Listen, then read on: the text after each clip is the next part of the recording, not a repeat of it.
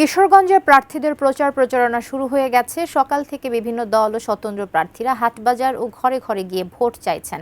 কিশোরগঞ্জ ৩ আসনের করিমগঞ্জের জয়কা এলাকা থেকে আরও জানাতে সংযুক্ত হচ্ছেন প্রতিনিধি শফিক আদনান। শফিক আদনান, কেমন দেখছেন সেখানে উৎসবমুখর পরিবেশে? নিশ্চয়ই প্রচার প্রচারণার কাজটি তারা চালাচ্ছেন।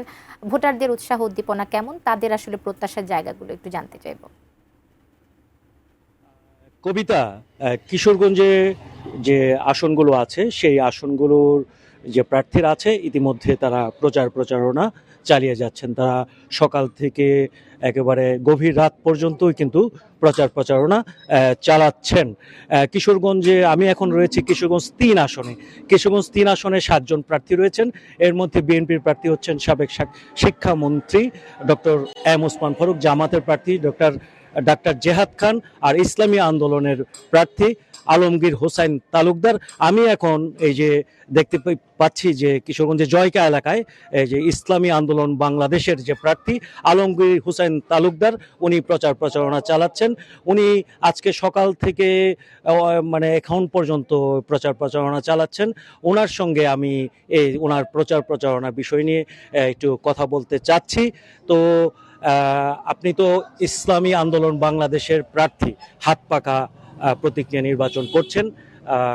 আপনি যে আপনার প্রচারণায় কেমন সাড়া পাচ্ছেন, আর আপনি নির্বাচিত হলে বা আপনি কি করতে চান, আপনি একটু যদি বলেন আমাদেরকে। ধন্যবাদ। ব্যাপক সাড়া লক্ষ্য করছি। মানুষ ৫৪ বছরের রাজনীতির ব্যর্থতার গ্লানি দূর করতে চায় এবং বিগত বছরগুলোতে স্বাধীনতার পর থেকে রাজনীতিবিদরা যে অস্বচ্ছতার পরিচয় দিয়েছেন, সেখানে আলহামদুলিল্লাহ আমার দলের নেতা পীর সাহেব চরমনের প্রতি মানুষের আস্থা রয়েছে, আমার দলের প্রতি আস্থা রয়েছে, আমার প্রতি আস্থা রয়েছে। সে কারণে মানুষ এখন ব্যাপক সাড়া দিচ্ছেন এবং আশা করছি আমরা পাশ করব। যদি আমরা নির্বাচিত হতে পারি, ৫৪ বছরের জঞ্জাল দূর করব, মাদক দূর করব, সন্ত্রাস দূর করব, চাঁদাবাজি দূর করব। এরপরে আমার হাসপাতালগুলো যেগুলো রয়েছে, সরকারি হসপিটাল, সেখানে চিকিৎসা সেবা উন্নত করব এবং সকল নাগরিকের সরকারি স্বাস্থ্যসেবার মধ্য দিয়ে যেন তার স্বাস্থ্যসেবা নিশ্চিত হয়, প্রাইভেট ক্লিনিকে যেন যেতে না হয় এই ব্যবস্থা করব।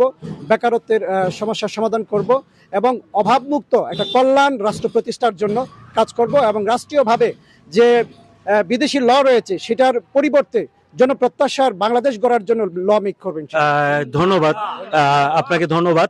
যে আপনারা শুনলেন যে এখানকার যে ইসলামী আন্দোলনের প্রার্থী তাদের কথা বললেন। উনি যদি বিজয়ী হন তাহলে করিমগঞ্জ তারাইলের ব্যাপক উন্নয়ন করবেন। কবিতা।